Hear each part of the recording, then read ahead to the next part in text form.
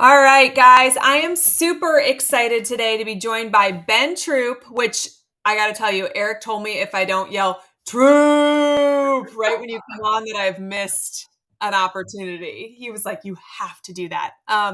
Ben is a host of 84 Reasons. He's an author. He's a former NFL tight end, and most importantly, former Florida Gator tight end.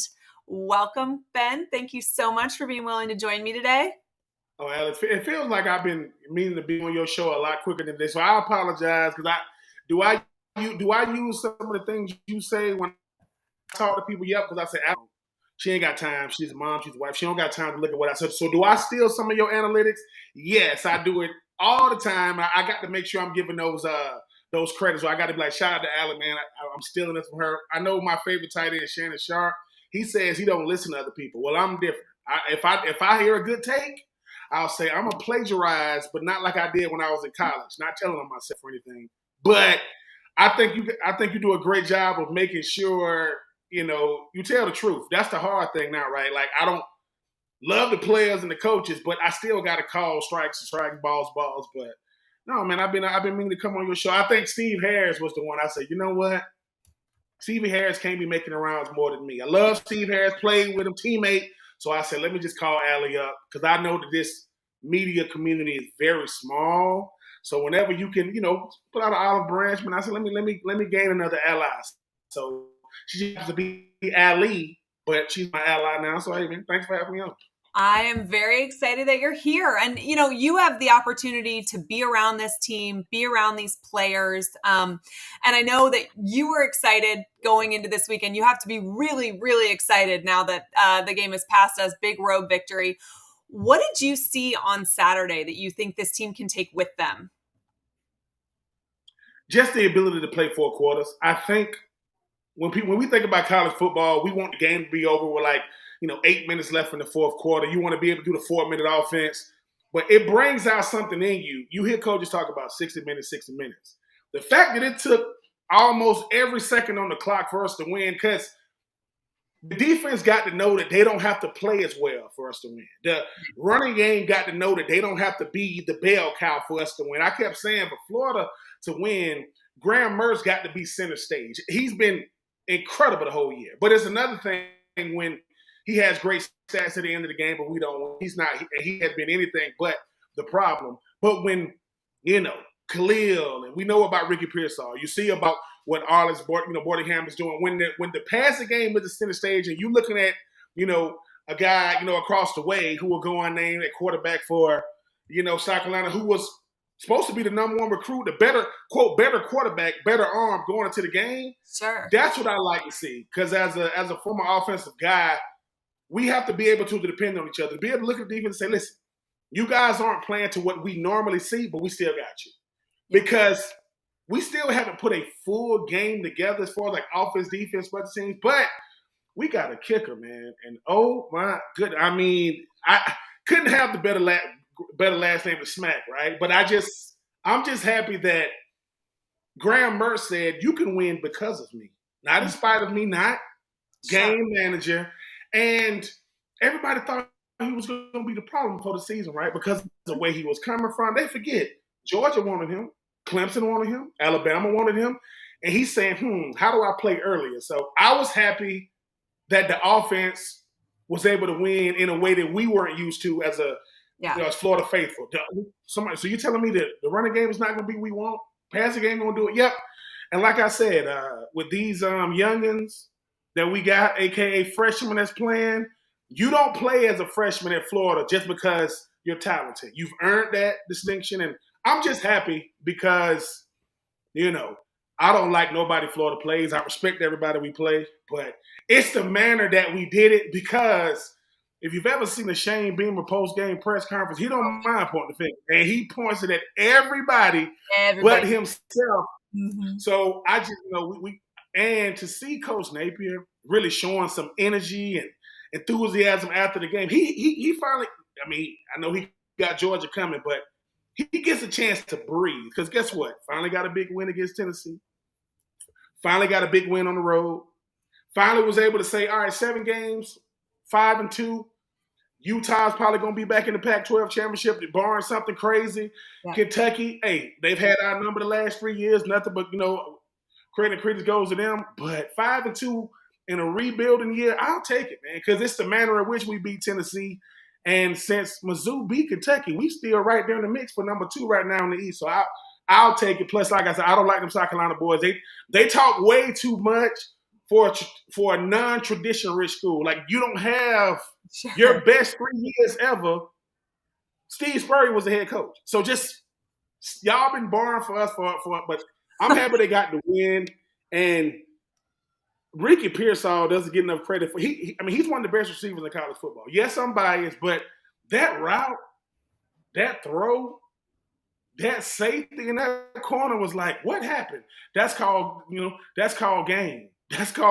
That's it. But happy for Florida because I know momentum is big when it comes to football more than any other sport. The only thing that resonates with a young player when you're trying to build a culture is winning. What you say, it makes more sense then when you're winning. Listen, my children don't like vegetables. So long as I put them in something that they like, they don't know they eating their broccoli. They don't know they eating their corn. But if they see it, they'll say, Daddy, we going to see y'all. I'm not eating that. But when I can give them what I need to give them, but what I'm telling them was working, that makes life so much easier because winning makes everything. Food tastes better. I could deal with my professors. I could deal with the criticism. But you know how it is, Alan. When you losing, everybody's irritable. Nobody wants to talk.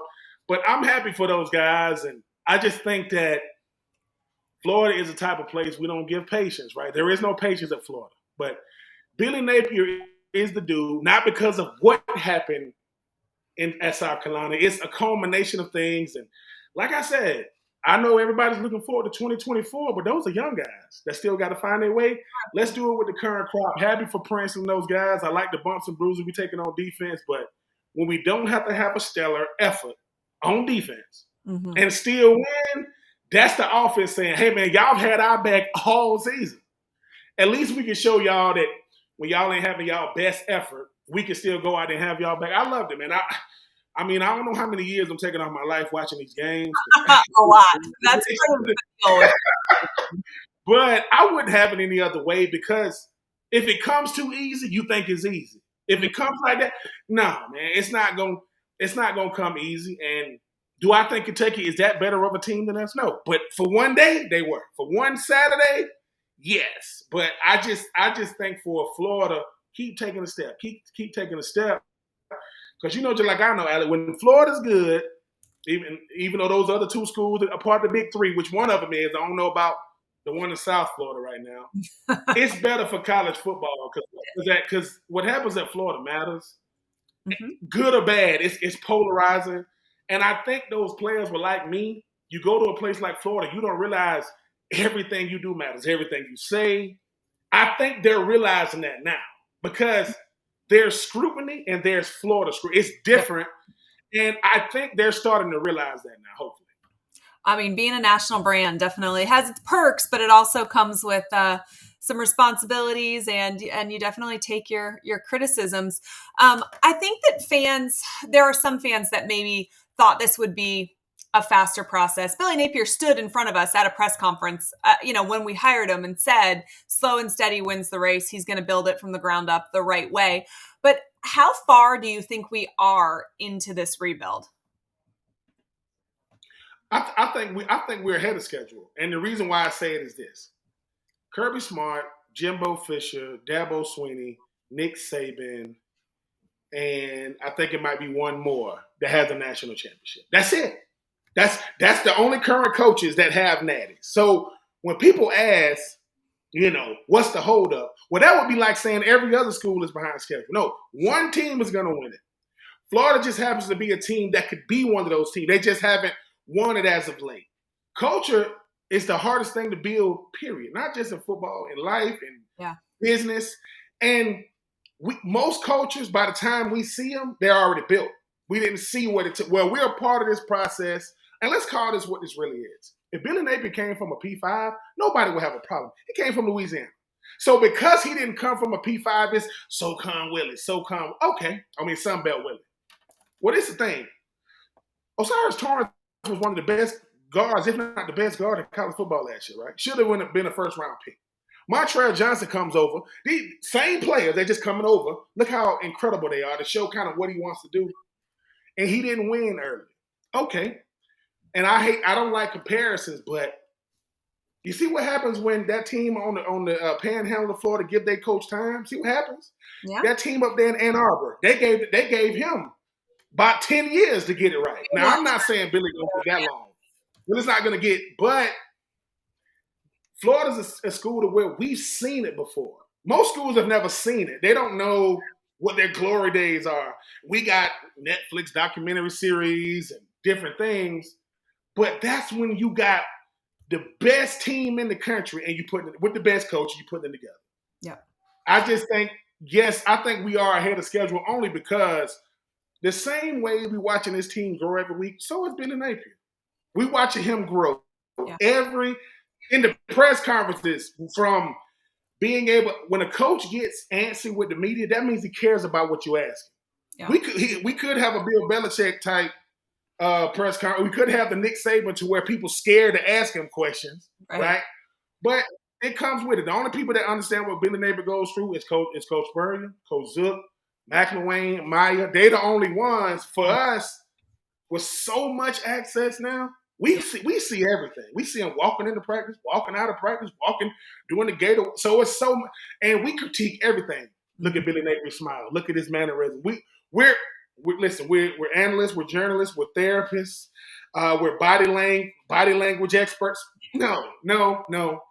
Billy Napier is learning every day of Florida is crazy. There is no easy day. There is no because if he's not coaching, he's recruiting. Right. And so I would take the money. I would not take the responsibility. I said, I love his money. The responsibility, though, no. Because the hopes and dreams of every current, former, and future Florida Gator is on the line every single week. But he's learning, too. Hey, man, if y'all could do it, y'all would be here and I wouldn't. If it was somebody better than me, they would be in this seat and I wouldn't. But I was happy that when we got him, I was like covered in the Sun Belt, and I knew who he was. It's almost like you want to meet the head coach, look him in the face, and shake his hand and kind of squeeze it and go, but are you sure, though? Like do you really know? Because I get it, right? University of Florida call? Come on. I got a chance to interview Savannah Bailey, and she hates Alabama so much that when Billy Napier called her, it was an Alabama area code. She didn't pick up. She said, I don't deal with them. So it runs deep, but I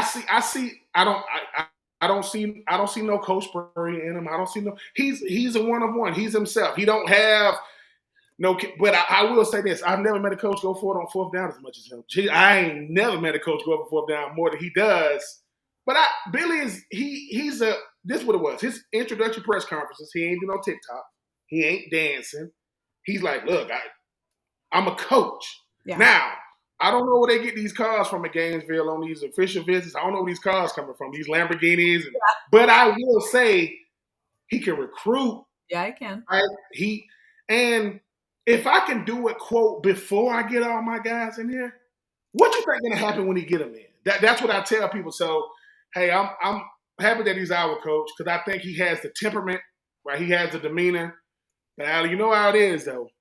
They pay him to win. He can be the best guy for these guys with Gator. What is it? They got out what Gator made and all these different Florida Victorias. They going to South Africa and New York. You better win because that's a part of his staff.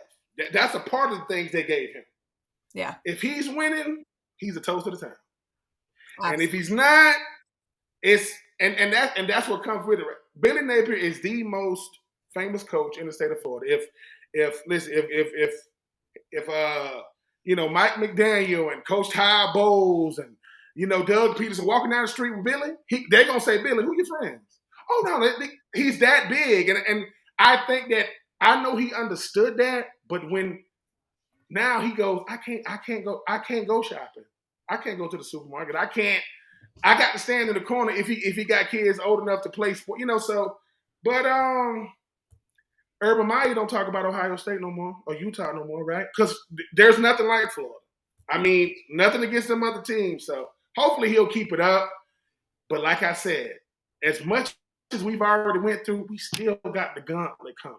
Oh. LSU, Florida State, Georgia, Mizzou, they want to be good this year. You know, so for me, for first 7 games, clap it up. But now you got that onslaught coming. So it's for him. It's, you know, so we'll see what happens. Though. We'll see. I mean, the second half of the season is even more daunting than the first, and you're right. It's hard to describe the Florida fan base unless you are in it, and I'm sure we very much undersold our crazy while we were trying to convince him to come here. But he does seem like a good person, a leader of men, a developer of men, and all of that is important. But at the end of the day, the wins are what he's going to be measured on. And so hopefully he can continue to build. We have a bye week this week.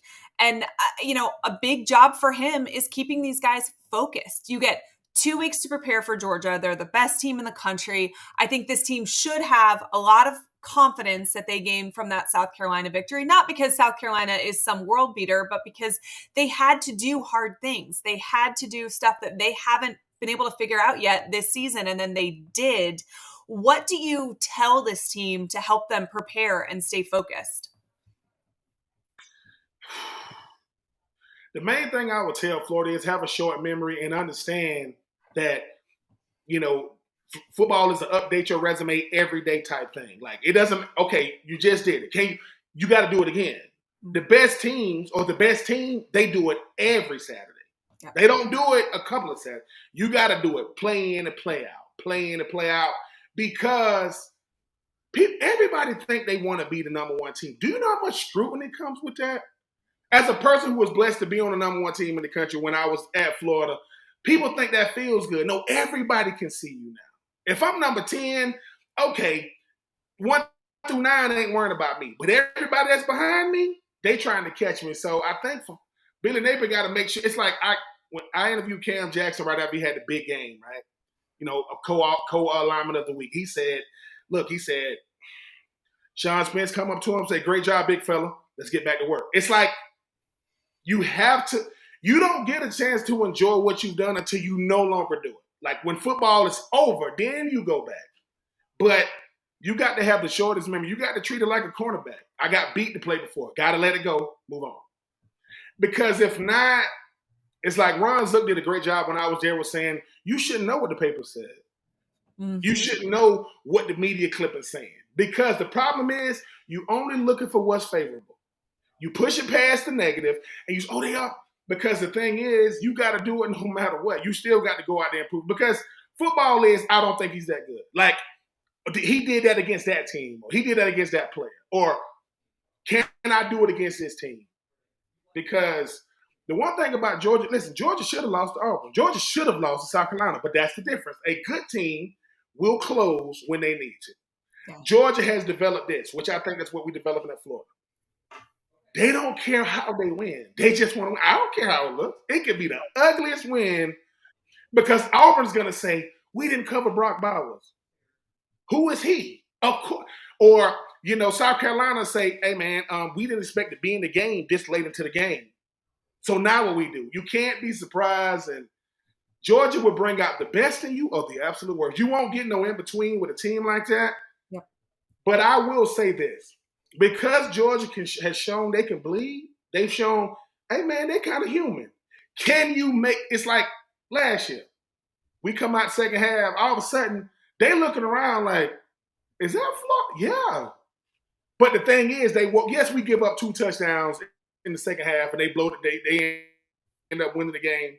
But can you it's like when Billy Napier said, at a certain point, you got to stand, you got to look them in the eyes, you got to put your hands on them. But you got to do that for 4 quarters. Yeah. I'm not saying Georgia can't be beat, but for the last couple of years, it's been hard for anybody to do it. Have a short memory. Please stay off. Stay off of social media, please. And it's almost like you got to become a coach to survive, because coaches are grown men, but they don't listen to it, right? And I think that's what you have to have because you know how it is, LA. I didn't thank God when I was in college they didn't have social media because I mean, I'm very impressed. We're very impressionable, right? But it's far better to go into a game and when somebody asks you, did you hear what so-and-so said? And the best thing you can say, no, I didn't see that. What he said. Because when I respond, I saw it or I read it or I seen it. And if you did read it and see it, have amnesia and act like you didn't see it. Say, what are you talking about? Make that journalist or analyst ask you that question. But just take what you've done to be successful, bottle that up. Like, make football boring. Tell your girlfriend, hey, tell your family, shh. Because that outside noise is loud. And just keep doing what you're doing because Ricky Pearsall know how to play. He know how to do it, right? Graham Mertz didn't come to Florida because he ain't want to smoke, right? Coach Armstrong going to put together the best game plan he can put together. But I think for them players is beating Georgia is always special. But if you stop that streak, oh my God. Because see, that's the part, that's that little jabbing part. You know, LSU loses one game in 2003. Who beat them? Us. Georgia loses one game in 2002. Who beats them? Us. And it don't matter what they do after that. Please win the national championship. So we can say, yeah, but what happened to that blemish? So hopefully that's what Coach, because I want Billy Napier to feel it too. I want him to know what it's like to beat Georgia because I can't stand none of them, but I cannot stand them boys from Athens.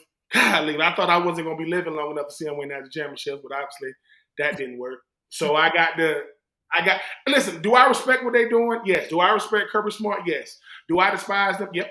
Can't stand them. I don't care. I can respect you and can't stand you. Not because of what you're doing, because of who you are doing. Like you, Georgia, I don't want it. And for those people that say, Ben, you shouldn't be talking trash because Georgia won 2 back-to-back national championships, have you met me? What do you mean I'm not going to talk trash? And as you can see, I'm a Braves fan. So that, Braves, Falcons, Hawks, all day. Georgia, get rid of them. Athens is not a real city. Don't get me started with these Georgia fans because I used to could deal with them because they had won nothing. Now, they got 2 years of credibility. So I guess I got to show them some respect. Will not happen. I'm trash. All right. One more question before I let you go here. Okay. So we've got Georgia, Arkansas, LSU, Missouri, and Florida State left. What do you think, realistically speaking, is our record on the back half of the schedule? Georgia, LSU, Mizzou, Arkansas, Florida State. Georgia's going to be tough. Georgia's going to be tough, right? LSU has had our number just like Kentucky has the last 3 years. Do I think we beat Arkansas? Yes, I do, because we get them at home, right? Do I think we get Florida State? Yep, because we get them at home. Mizzou, I think we get them on the road. Mizzou has kind of been that back and forth. I think we beat Mizzou too. I say down the stretch, at best 4-1, at worst 3-2.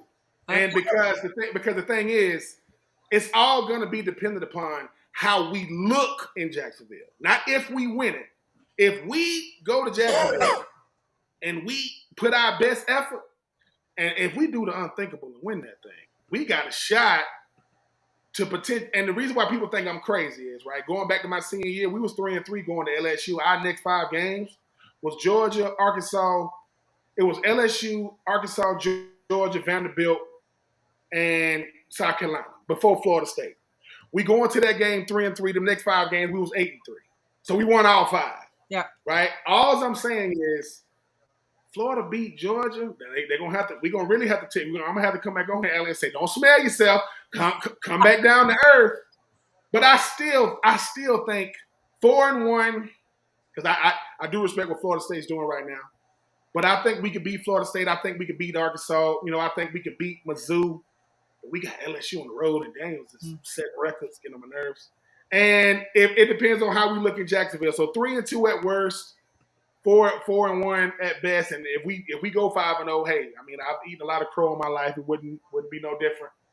And I would say this: when it's all said and done, if we sitting here at 8 or 9 wins with this schedule, oh man, I would take that. I know 2024, whoever these schedule makers are, can't stand Florida.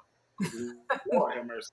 But I think 3-2 and 4-1 at best, I would live with that all day. And listen, if the 3-2 means Georgia is one of the three, that's just like a 4-1. If you beat Georgia, they're part of that three. Hey man, I know ain't no moral victories. But if a part of that 3-2 is Florida State, Arkansas, just say it's Florida State, Arkansas, and Georgia. We lost to Mizzou and we lost to LSU. We ain't gonna like it. We'll take it. I'll take that 3-2. All right, Ben, you are all over the place. Let everybody know where they can listen to you. You've got a book out there. You've got tons of stuff going on. Tell us where we can find you. You can find me on all social media platforms at Ben Troupe 84. You can find me also at 84 Reasons. That is me. No games, no gimlets, just reasons. And my book is out. You can go to bentroupe84.com. My book, Uncommon Unfinished, the Ben Troupe story, has been out since last year, September.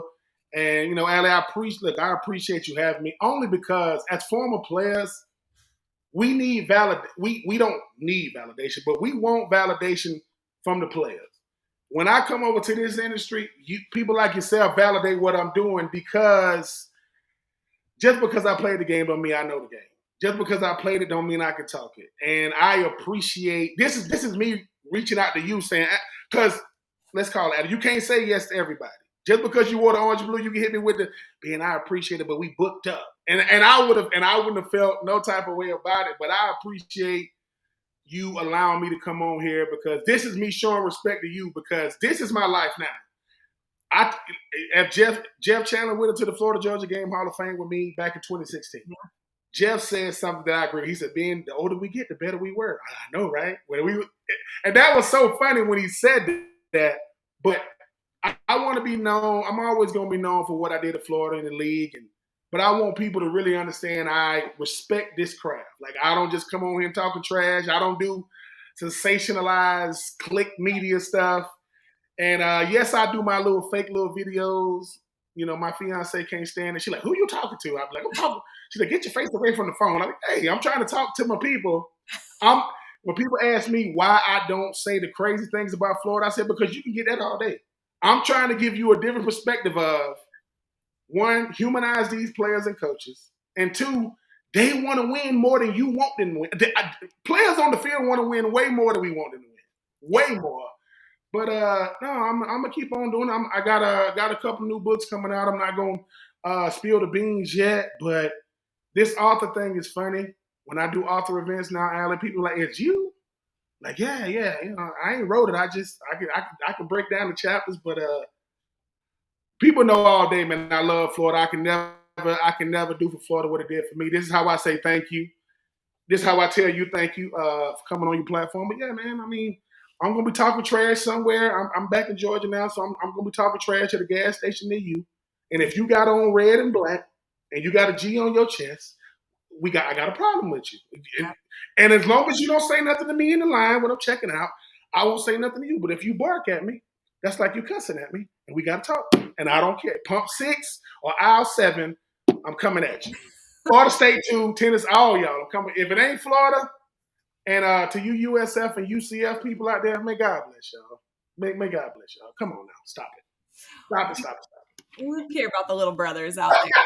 Exactly. Y'all a third cousin removed. Gus Malzahn and UCF, love y'all. It's a big 3 for a reason. We got real national championships, and you got Mickey Mouse national. No, we don't do that up here. No, we don't need to create fake ones. We got the real thing. Well, I appreciate you, Ben. Have a wonderful rest of your day, and we will definitely talk soon. And when those books drop, we definitely want you to come back and talk about those as well. We're probably going to need to circle back about this, 4-1, 3-2, and see how you did. Yeah. End of the season show. No matter what happens, I'll be back on with you, Alec. And listen, no matter what happens, I'm rocking with them boys. I rock because at the end of the day, man, I mean, people always ask, would you want Florida to win or your biggest rivalry to lose? And I go, I can't answer that question because I want them boys to lose. The rivalries, I want them to lose bad. So as long as we don't got to switch colors, like if I had to wear Florida State, I couldn't watch Florida for a whole year. I couldn't do it. All right. Well, you have a great day. We appreciate all your time. This was awesome. Appreciate it.